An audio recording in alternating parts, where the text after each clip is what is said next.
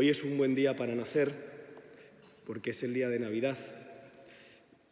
Y solo quiero hacer una aclaración, y es que esta voz un poco sufrida no se debe a ningún exceso, ni siquiera de villancicos, sino a la debilidad con la que uno se acatarra y se enfría.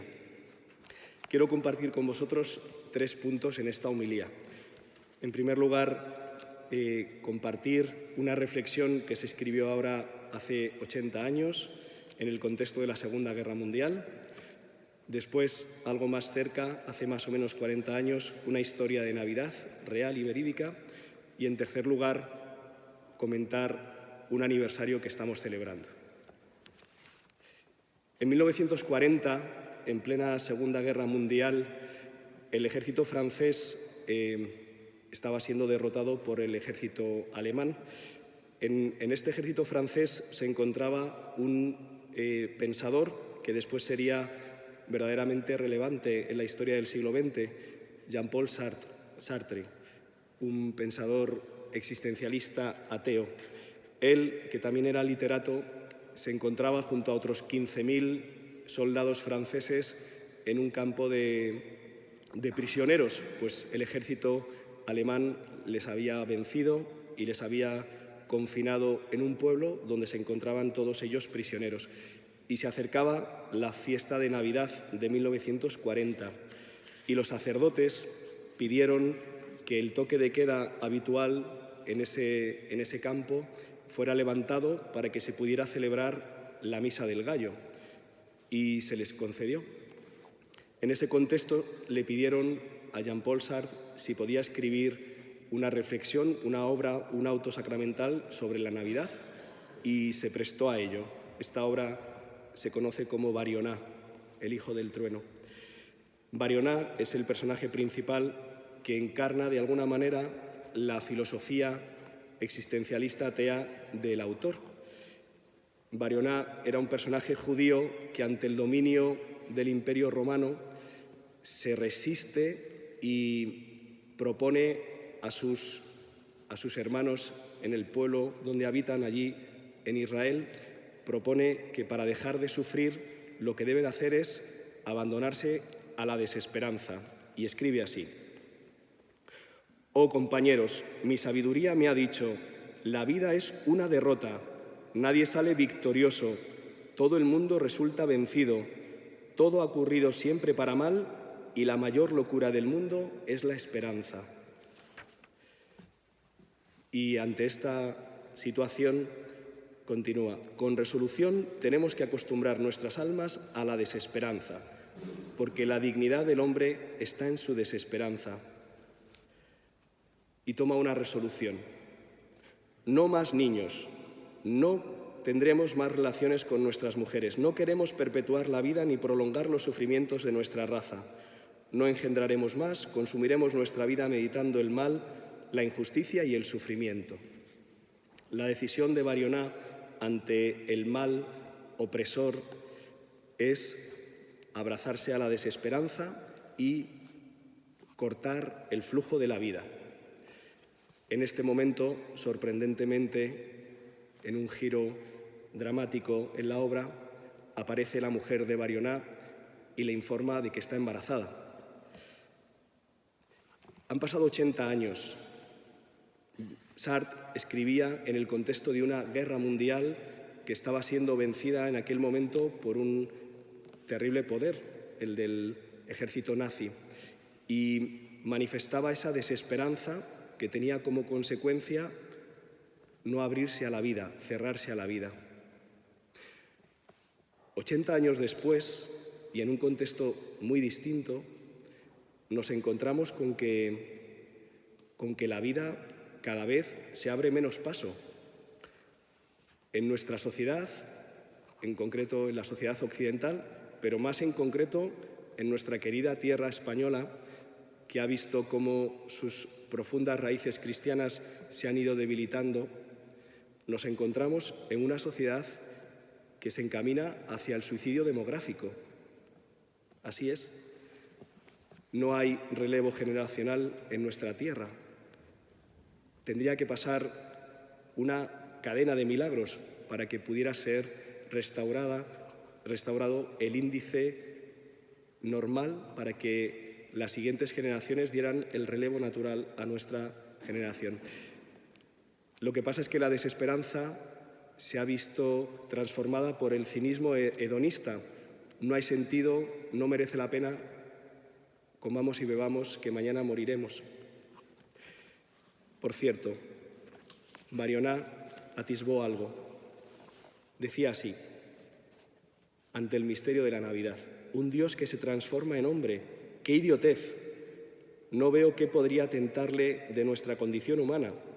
Los dioses viven en el cielo completamente ocupados en gozar de ellos mismos, y si les diera por descender entre nosotros lo harían bajo alguna forma brillante y fugaz, como una nube púrpura o un relámpago.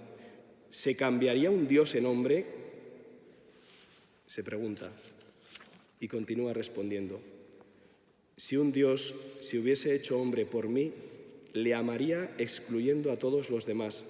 Habría entre él y yo algo así como un lazo de sangre, y no tendría vida suficiente para demostrarle mi agradecimiento. Barioná no es un ingrato, pero ¿qué Dios sería lo suficientemente loco para eso?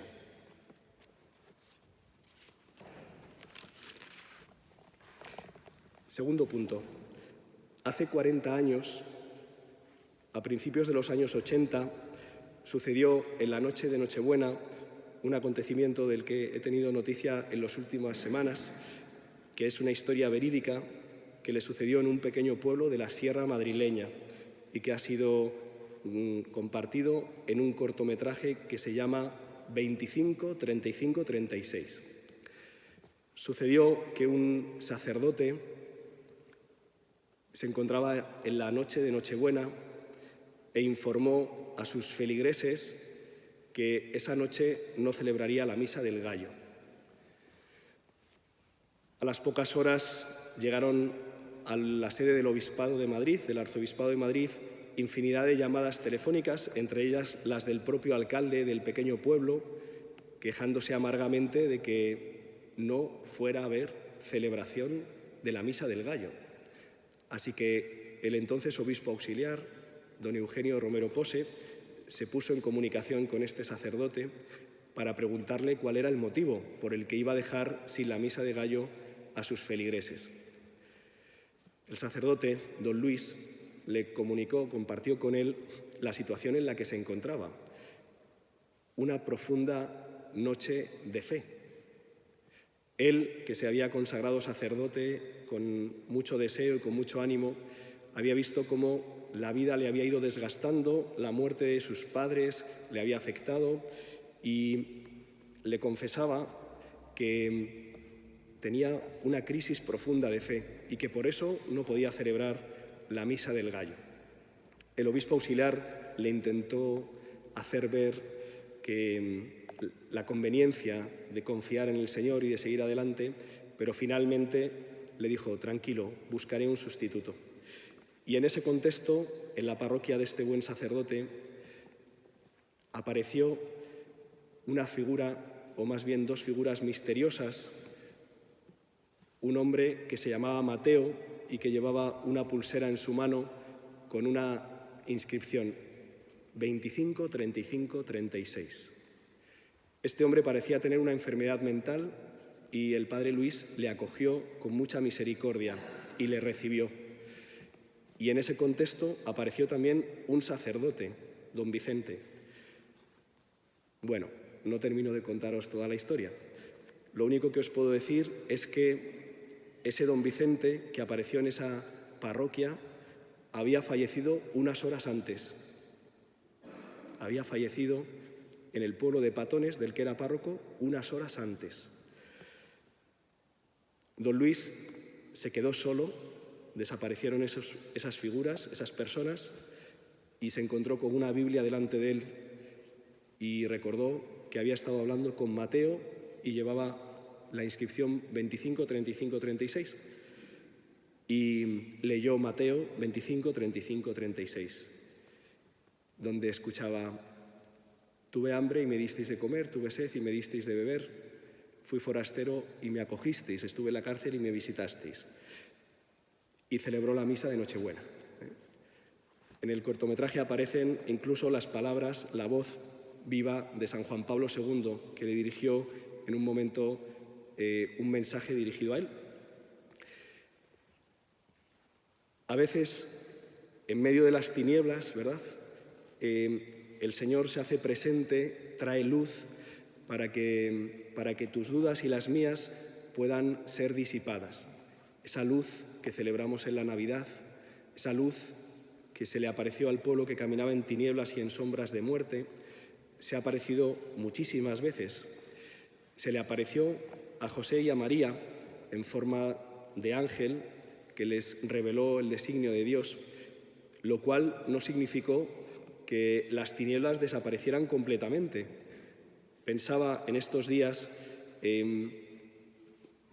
cuántas circunstancias un poco dolorosas y sufrientes y oscuras acontecen en nuestros días, desde un punto de vista, si queréis, político, cultural, social, la guerra que continúa no solo en Ucrania, sino en otros muchos sitios, las crisis que estamos viviendo institucionales, también en el seno de la Iglesia, noticias que dejan pues, con un desaliento y con un resquemor. ¿Cómo es posible que se combine pues, la luz y la oscuridad? Y esto es lo que tuvieron que vivir José y María. Después de concebir al Hijo del Altísimo en el seno de Nuestra Señora, tuvieron que caminar en fe y en medio de oscuridad. Hemos contemplado esta noche especialmente cómo el niño de Dios, el Hijo de Dios, tuvo que nacer en un establo porque vino a los suyos y los suyos no lo acogieron. ¿Es posible caminar en la fe y ver cómo las tinieblas se ciernen? Es posible. Es posible tener dudas y ver cómo la oscuridad parece que gana. Y por eso hoy tenemos la necesidad de mirar y de acoger este anuncio gozoso que la Iglesia sigue proclamando 20 siglos después. Hoy os ha nacido un Salvador, el Mesías, el Señor. La luz vino al mundo y se hizo carne y habita entre nosotros. Y esto, vivirlo y anunciarlo, es lo que forma parte del carisma del Instituto Mater Dei, que llegamos al tercer punto. Hace 45 años, tal día como hoy, si no recuerdo mal, y si no la hermana Antonia me corrige, nacía el carisma del Instituto Mater Dei. El vicario episcopal para la vida religiosa, cuando vino hace unos meses para el ingreso de una de las postulantes del instituto, habló de dos carismas, ¿verdad? Por un lado, la influencia del carisma benedictino monacal en su vida, en su estilo, en su carisma, con el cuidado del culto divino, no anteponer nada a la obra de Cristo, y habló, por supuesto, de la dimensión dominicana, contemplar y compartir lo contemplado. Dominicana tomista, ¿verdad?